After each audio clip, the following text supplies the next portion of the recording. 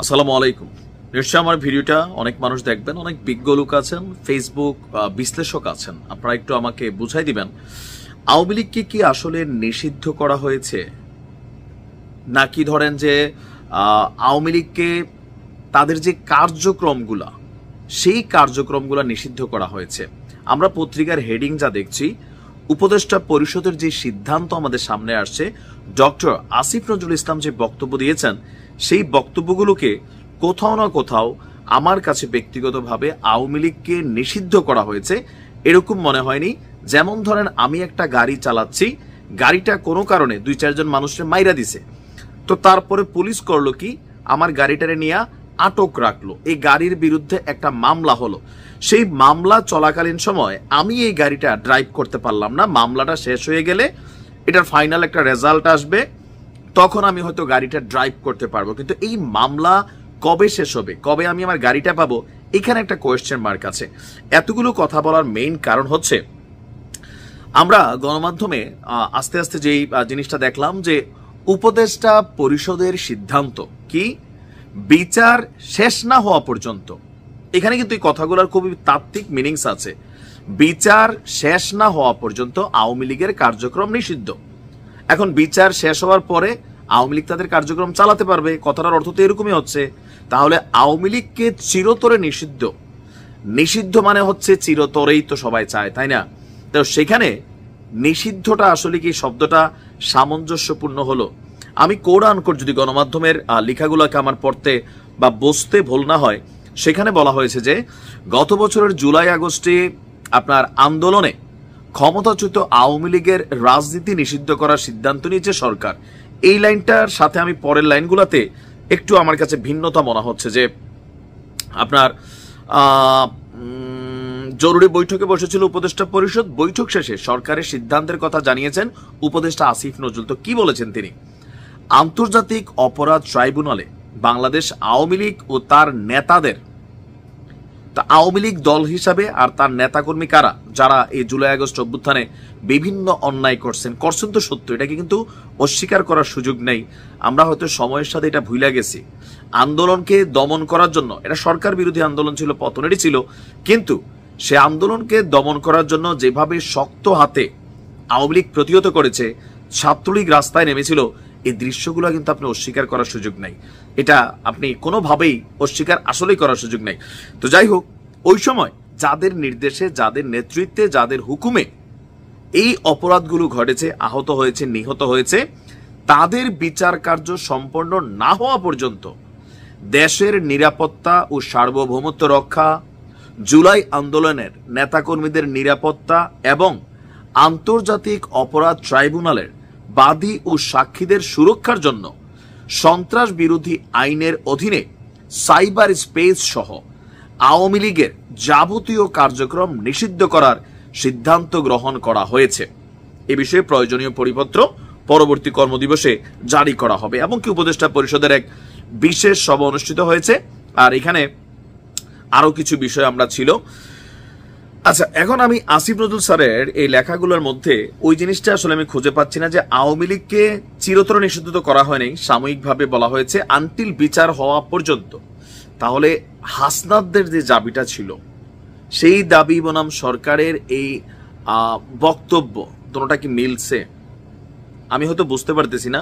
হইতে পারে যে সরকারি ভাষার মধ্যে অনেক চিকন প্যাচ থাকে, কিন্তু আমি যতটুকু খোলামেলা বুঝি ততটুকু মনে হচ্ছে যে বিচার হওয়া পর্যন্ত 1 বছর, 2 বছর, 3 বছর হইতে পারে, 5 বছর হইতে পারে। এখন আওয়ামী লীগের রাজনৈতিক কার্যক্রম তো এমনিতেই নাই। শেখ হাসিনা বিদেশ বসে বক্তব্য দিচ্ছেন, অথবা আওয়ামী লীগের অনেক নেতারা তারা বিদেশ থেকে দলীয় কার্যক্রম, সাধারণ কর্মীদেরকে উৎসাহ দেওয়ার চেষ্টা করছেন। আবার কিছু কিছু জায়গায় যে ধরনের কার্যক্রম চলে, এগুলাকে আদৌ কি কার্যক্রম বলার সুযোগ আছে? যেমন ধরেন, ভোর বাজে সকাল 5টা, সারা বাংলাদেশের মানুষ ঘুমায়, 20-25 জন মানুষ মুখে মাস্ক লাগাইয়া জয় বাংলা বলে স্লোগান দিচ্ছে, শেখ হাসিনা ভয় নাই, রাজপথ ছাড়ি নাই। তো রাজপথ কি ভোরবেলা দখলের টাইম? নিশ্চয়ই না, তাই না? তো এগুলাতে বোঝাই যায় যে আওয়ামী লীগ রাজনৈতিক কার্যক্রমে নিজেদেরকে ইনক্লুড করতে ভীত, সন্ত্রস্ত। এগুলা হচ্ছে বিভিন্ন জায়গায় বিভিন্ন রকম ঘটনা হচ্ছে, কিন্তু অফিসিয়ালি আওয়ামী লীগ কোনো ডাক দিয়া প্রোগ্রাম সফল করতে পারছে? একটা কার্যক্রমের ডাক কিন্তু দিছিল, হরতালের একটা ডাক দিছিল আওয়ামী লীগ, কিন্তু রাস্তাতে কেউই নামে নাই, নামবেও না। এমনিতেই আগামী 5-7 বছর, আমি অ্যাডভান্স লিখিত বলে দিতে পারি, 5-7 বছর আওয়ামী লীগ রাজপথে নাইমা রাজনীতি করতে পারবে না। কেন?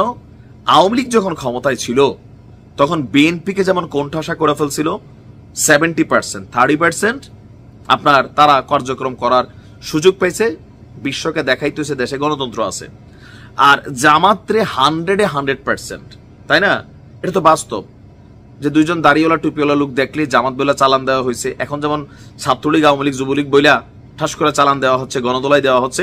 এই সিচুয়েশনটা কিন্তু ছিল, আমরাই তো নিউজগুলা করছি, তাই না? নিউজগুলোর কারণে অনেক ঝামেলায়ও পড়ছি, বাট এগুলা হয়েছে। তো সেই ক্ষেত্রে বিএনপির মধ্যে যে প্রতিশোধের নেশায় যে বিভিন্ন ভুয়া মামলা দিয়া বিএনপির ঘর ছাড়া করেছে, এখন বিএনপির তারাও কিন্তু দিচ্ছে, অনেক ভুয়া মামলা হচ্ছে। তো সেই মামলাগুলো এখন খালাস হয়ে গেছে, বিএনপি নেতা কর্মীরা মাঠে ময়দানে নেমে গেছে। তারা কি আওয়ামী লীগের এই চান্সটা দিবে যে আপনি মাঠে আসেন ভাই, রাজনীতি করেন, একটা দলীয় সমাবেশ সভা এগুলা করেন? জীবনও দিবে না। এটা খুবই সিম্পল। কেন? প্রতিশোধের বিপরীতে প্রতিশোধী কাজ করে বাংলাদেশে। এখানে ভালো কিছু আমরা কখনো আশা করার সুযোগ নেই, আবার ভালো করতে গেলে মাঝে মাঝে বিপদেও পড়তে হয়। তো সকল কিছু মিলিয়ে কোন অ্যাঙ্গেলে মনে হচ্ছে যে আওয়ামী লীগ আগামী 2-4-5-7 বছর রাজপথে তারা নাইমা আপনার আন্দোলন অথবা রাজনৈতিক কার্যক্রম অথবা অফিসিয়ালি সভা সমাবেশ বৈঠক, আমার মনে হয় না। সো তাদের কার্যক্রম এমনিতেই নাই। এখন নতুন কার্যক্রম কোনটা যেটা বিচার চলাকালীন পর্যন্ত নিষিদ্ধ করা হবে? তবে এতদিন পর্যন্ত এটা আইন ছিল না, সরকার আজকে আইন করে দিছে। যেমন ধরুন অনেকেই ভাবতেছিল যে আস্তে আস্তে হয়তো আওয়ামী লীগ আবার শক্তিশালী হইয়া রাজপথে একদিন নেমে যাবে, একদিন তারা একটা মিছিল করবে। তো এই যে আশঙ্কা, সম্ভবত এই আশঙ্কাগুলোকে আইনিভাবে একটা স্বীকৃতি দেওয়া হলো, যে কোনো ধরনের কার্যক্রম এটা নিষেধ। যদি নামো গ্রেপ্তার হবা, যদি নামো আইন তোমার পানিশড করবে। সো সামহাও একটা আইনের শাসনের মধ্যে আওয়ামী লীগকে ঢুকানোর চেষ্টা চলেছে। এছাড়া এখানে যারা বাদী বিবাদী আছে বা বিভিন্ন জায়গায় এনসিপি বলেন, বৈষম্য বিরোধী বলেন, নিজেরাও যেমন মারামারি করছে, আবার বিভিন্ন জায়গায় যুবলীগ, আওয়ামী লীগ, ছাত্রলীগ কর্তৃক তারা আক্রমণের শিকার হচ্ছে। তো এখন ফাইনালি দেখা যাক যে এখানে সরকার আরো কি কি সিদ্ধান্ত নেয়, বিচারিক প্রক্রিয়াতে কি সিদ্ধান্ত আসে। এমনও হতে পারে যে প্রাথমিকভাবে এই সিদ্ধান্ত আসছে, তারপর আন্তর্জাতিক অপরাধ ট্রাইব্যুনালে বিচার হবে, দলটিরও বিচার হতে পারে। তো সকল কিছু মিলাইয়া একবারে যে আশা শেষ হয়ে গেছে তাও না, ফাইনালি এরকম ঘটতেও পারে।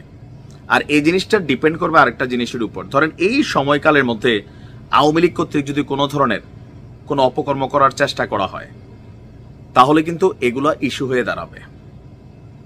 বাট গতকালকের সিদ্ধান্তে আওয়ামী লীগ শতভাগ নিষিদ্ধ হয়নি, তাদের কার্যক্রম একটা নির্দিষ্ট সময় পর্যন্ত স্থগিত করা হয়েছে। আমি এতটুকু বুঝছি, বাকিটা হয়তো যারা বিশেষজ্ঞ আছেন, বিশ্লেষক আছেন, আর ভালো বুঝবেন। ভালো থাকুন, আসসালামু আলাইকুম।